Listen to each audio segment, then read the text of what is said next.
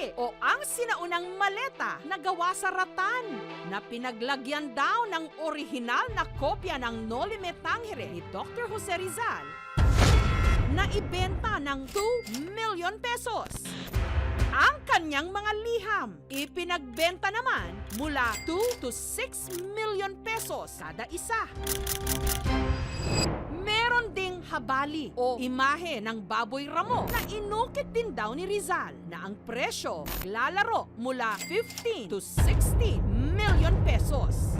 Ilan lang ang mga ito sa mga gamit ni Dr. Jose Rizal na ipinagbenta sa auction house na ito sa Makati, ang Leon Gallery. Yung ibang letters kasi niya, ma-emotional. Like yung letter niya sa mga magulang niya galing sa Spain. Mahal kong ina, huwag kayong mangamba. Magtiwala tayo sa Diyos at sa katapatan ng ating layunin. Nakasabi doon, nagkumusta siya sa pamangkin niya, kinukumusta niya yung ari-arian nila. I think nagme-mention din sila, may utang sila. Makikita mo yung pagkakatao talaga ni Rizal sa isang letter. Rare finds kung ituring ang mga personal na gamit ng ating pambansang bayani na tinawag nila Rizaliana. Mainit o hot sa mga auction. Marami talagang mga fanatics ni Rizal. Pag mayroon tayong isang item ni Rizal, pinag-aagawan talaga. Yung mga collectors, kung anong mayroon kay Rizal, gusto talaga nilang makita. Mayroon tayong mga consultants, especially sa mga historical documents. Yung family, kakilala natin. Nag-contact sila sa atin kung anong mayroon sila. 2, 1. Pero ang nakapagpalaraw ng record-breaking bid sa kasaysayan ng kanilang bidding, ang wood sculpture na ito ni Gat Jose Rizal na isa rin daw lechon tray na pinaniniwalaang inukit mismo ng ating pambansang bayani. Tinawag itong The Filipino na ibenta noong 2018 sa halagang 17,520,000 pesos. I think it's the highest ever paid for a work by our national artist or any Rizaliana. Yun kasi gawa ni Rizal ang Filipino kasi nakita niya yung lakas ng Pinoy nandoon, no? Mga mamahalin pero mabenta online. Napapanahong pag-usapan, lalo pat ngayong June 19, 159 years old na ang ating pambansang bayani.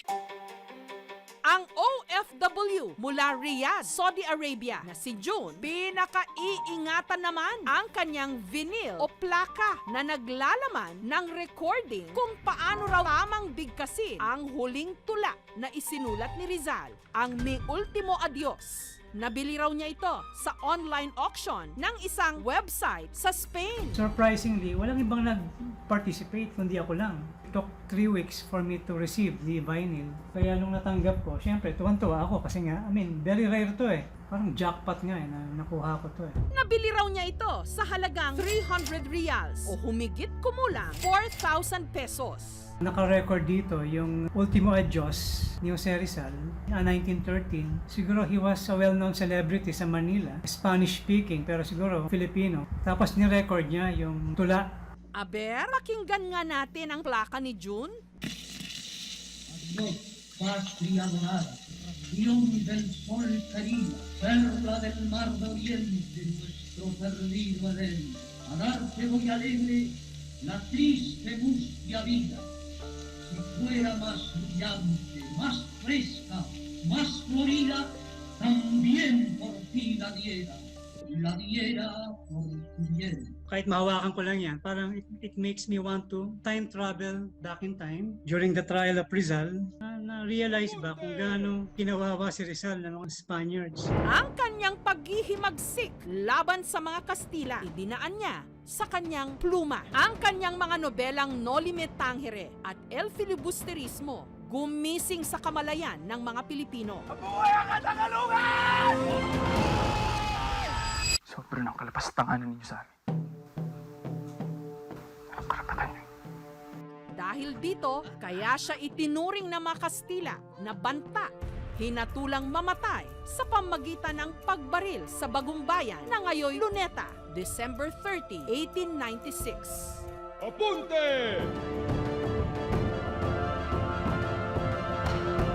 Fuego! Ang execution kay Dr. Rizal, dokumentado at ang isa sa pinaniniwalaang unang kopya ng litrato nito, hawak ngayon ng antique collector na humiling na itago na lang natin sa pangalang Vince. Early copy siya ng late 19th century hanggang early 20th century. Unlike yung mga reproduction na print, iba na itsura. Taong 2015 daw nung bumili siya ng lumang album ng mga Amerikanong sundalong na destino sa Pilipinas mula 1899 hanggang 1900s. Pagkabuklat daw niya ng lumang album na yon, napansin niya ang isang lumang litratong nakaipit sa loob nito. At nung kanya raw itong titigan, nagulat siya sa imahe. Ang mismong pagbaril kay Jose Rizal sa Bagong Bayan noong 1896. Ang hinahabol ko dun is mga picture dati ng mga view sa Pilipinas. Nagulat din ako kasi dahil nga hindi ko na-expect sa isang Amerikano na i-collecta niya yun, ilagay sa isang album. Para hindi masira, ipinasok niya ito kasama ng album sa isang selyadong plastic at saka inilagay sa parte ng bahay na hindi nasisinaga ng araw. Yung photograph kasi pag tinamaan ng mga UV light, katulad ng sunlight, ilang buwan lang kupas na yung photograph.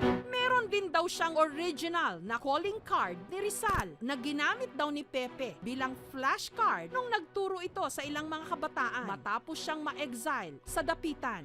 Hawak din niya ang cufflinks o ang butones na may enamel coating na ginamit ng ilang katipunero at pocket watch o relo na may nakaukit pang imahe ng pambansang bayani. Gusto ko siya ma-preserve at matabi ng maayos, mapakita din sa mga next generation.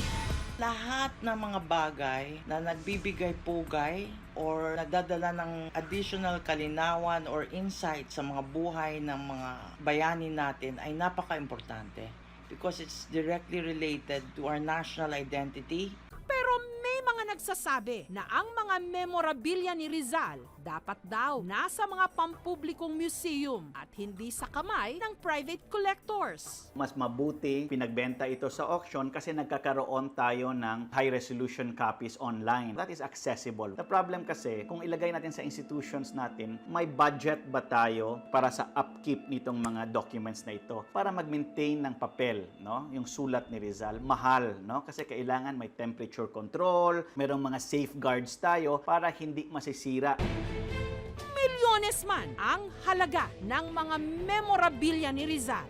Higit pa sa pera ang dapat maalala sa kanya, lalo na ang mga iniwan niyang aral.